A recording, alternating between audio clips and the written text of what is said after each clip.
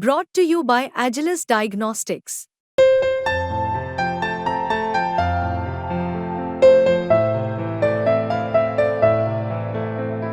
Agilus Diagnostics. तो अब आम आदमी पार्टी ने भी यूपीएस को लेकर मांग उठा दी है और सरकार से जवाब मांग रही है। बात करने के लिए आम आदमी पार्टी के वरिष्ठ नेता और एमपी संजय सिंह जी मौजूद हैं। बहुत स्वागत है आपका सर। संजय जी, आप अब यूपीएस को लेकर बात कर रहे हैं, कह रहे हैं कि दलितों पिछड़ों का इसमें जो है हक मारा जा रहा है। बिल्कुल, इसलिए मैं कह रहा हूं कि दलितों, पिछड़ों और आदिवासियों को सरकारी नौकरियों में उम्र की छूट है। अगर वो 38 साल की उम्र में पिछड़े वर्ग के लोग नौकरी पा सकते हैं और 40 साल की उम्र तक दलित और आदिवासी वर्ग के लोग नौकरी पा सकते हैं, तो उनकी नौकरी 25 साल पूरी नहीं होगी तो पेंशन कहाँ से पाएंगे बेचारे। तो इसलिए मैं कह रहा हूं कि ये दलितों, पिछड़ों और आदिवासियों के खिलाफ है ये पेंशन स्कीम। मान लीजिए किसी की नौकरी 36 साल में लगती है तो उसको तो पेंशन मिलेगी नहीं, क्योंकि वो 24 साल ही नौकरी कर पाएगा। लेकिन 24 साल तक उसका पैसा काटेंगे आप 10%। आप पैरामिलिट्री फोर्सेस की बात कर लीजिए, अर्धसैनिक बल अधिकांशतः 20 साल की उम्र में रिटायर हो जाते हैं। अब आप उनको पेंशन से वंचित करेंगे। पहले क्या होता था ओपीएस में, हमारे जो अर्धसैनिक बल होते थे पैरामिलिट्री फोर्सेस के 20 साल के बाद जब वो रिटायर होते थे, उनकी अंतिम तनख्वाह का आधा पैसा उनको पेंशन के रूप में मिलता था। आपने उसको ख़त्म कर दिया।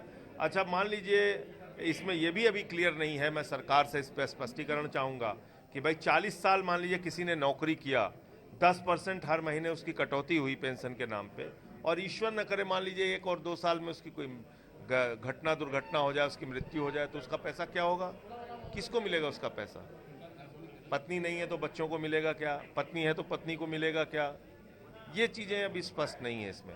तो ये यूपीएस जो है इसको बंद करना चाहिए और ओपीएस की जो बहाली की मांग है वही।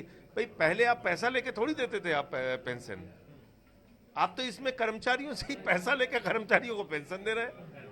ये कौन सी पेंशन स्कीम है भाई आपकी?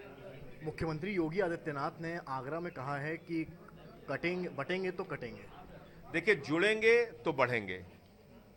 भारत बापू का देश है, गांधी का देश है, धर्मनिरपेक्षता का देश है, अहिंसा का देश है, गौतम बुद्ध जी का देश है, तो सम्राट अशोक का देश है, जिन्होंने कलिंगा के युद्ध के बाद शांति का रास्ता अपनाया।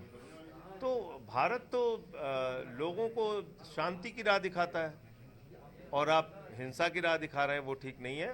तो आज पूरी दुनिया अगर पूछती है तो बापू को पूछती है। क्यों? अहिंसा के नाते, प्रेम के नाते, भाईचारे के नाते। कल भगवान कृष्ण को हम सब ने जन्माष्टमी के दिन याद किया। पूरी दुनिया में आप जाइए, अमेरिका जाइए, लंदन जाइए, न्यूजीलैंड जाइए, ऑस्ट्रेलिया जाइए, कहीं भी जाइए, श्री कृष्ण का टेम्पल आपको मिलेगा जो प्रेम का संदेश देते हैं। तो इसलिए ऐसी बातें जिससे समाज बटे नहीं करनी चाहिए। लोग ये भी कह रहे हैं कि यूपी में फिर से मंडल बनाम कमंडल शुरू हो गया है, जहां पर आपका जो इंडिया अलायंस है वो कमंडल की बात करता है और बीजेपी मंडल ही जीतेगा, उसमें मंडल ही जीतेगा। ये अगर आप इस सोच के तहत, ठीक है, धार्मिक आस्था के तहत आप कुछ करते हैं, अच्छी बात है, लेकिन अगर आप समाज को बांटने के उद्देश्य से मंडल कमंडल करेंगे तो मंडल ही जीतेगा, क्योंकि मंडल को मानने वाले 85% लोग हैं। अब वो एक अलग बहस शुरू हो जाएगी, छोड़ दीजिए उसको। मुख्यमंत्री ने बयान दिया, अखिलेश यादव ने कहा कि मुख्यमंत्री योगी आदित्यनाथ प्रधानमंत्री बनना चाहते हैं, इसीलिए बांग्लादेश के मामले जो हैं उनको लेकर बात कर रहे हैं। देखिए, बांग्लादेश के मामले में भारत की सरकार क्यों नहीं बोल रही, इसकी वजह आपने समझी? हजारों करोड़ का बिजनेस प्रधानमंत्री जी के दोस्तों का है। प्रोजेक्ट लगे हैं झारखंड में, कोयला है झारखंड का, जमीन है झारखंड की, फैक्ट्री है झारखंड में, हिंदुस्तान में। बिजली की सप्लाई कहां हो रही है? बांग्लादेश को। तो बोलेगी भारत की सरकार? नहीं बोलेगी। इसलिए मैं ये कह रहा हूं कि आप वहां पे शांति की बहाली के लिए पहल कीजिए, बात कीजिए, केंद्र की सरकार बात करे। बांग्लादेश के मुद्दे पे आप राजनीतिक रोटियां सेकने की कोशिश करेंगे तो वो सबको समझ में आता है। बहुजन समाज पार्टी ने फिर से राष्ट्रीय अध्यक्ष मायावती को बनाया है, क्या उम्मीद कर रहे हैं आप लोग? मैं उनको शुभकामनाएं देता हूं मायावती जी को, और मैं उनसे अनुरोध करूंगा कि आने वाले दिनों में जो एक बड़ी लड़ाई चल रही है, जिसमें कि समाज के वंचित वर्ग के लोगों को अब ये लग रहा है कि बीजेपी उनके लिए काम नहीं कर रही है।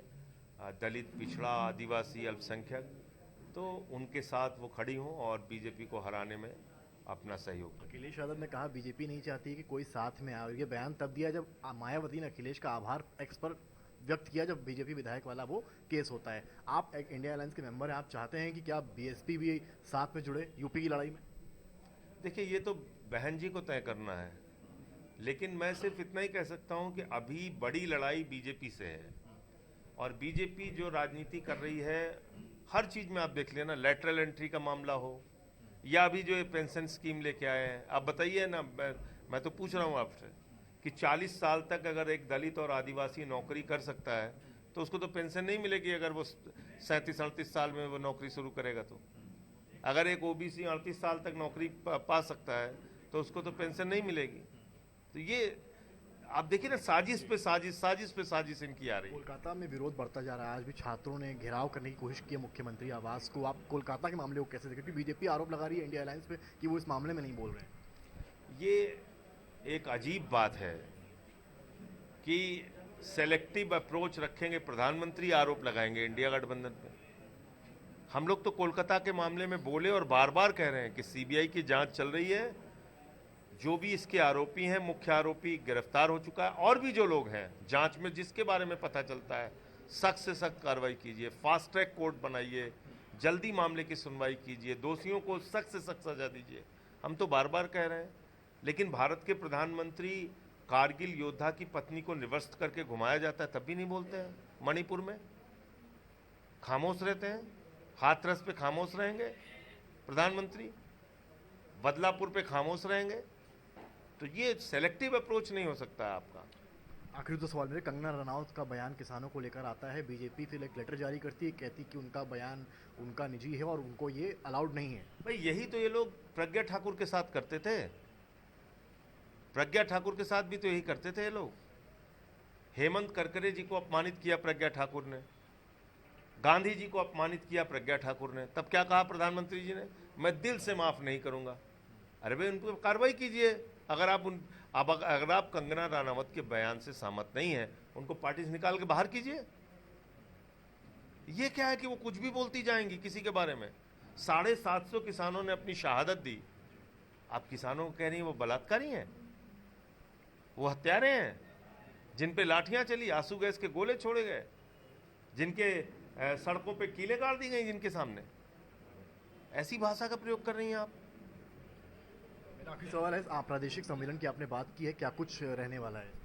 देखिए, प्रादेशिक सम्मेलन में पूरे प्रदेश के हर जिले के कार्यकर्ता 13 अक्टूबर को जो यहाँ पे हमारा सम्मेलन होगा उसमें शामिल होंगे।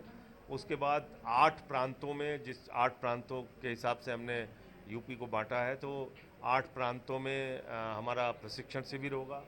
और तिरंगा शाखा जो हमने शुरुआत किया था बहुत जोर शोर के साथ, जिसमें रचनात्मक कार्य होते थे, नदियों की सफाई के, वृक्षारोपण के, तो उसको फिर से हम शुरू करेंगे। बहुत शुक्रिया बात करने के लिए। संजय सिंह, उन्होंने पेंशन स्कीम को लेकर आवाज़ उठाई और कहा है ओल्ड पेंशन स्कीम आनी चाहिए। कैमरामैन संजय के साथ समझ श्रीवास्तव।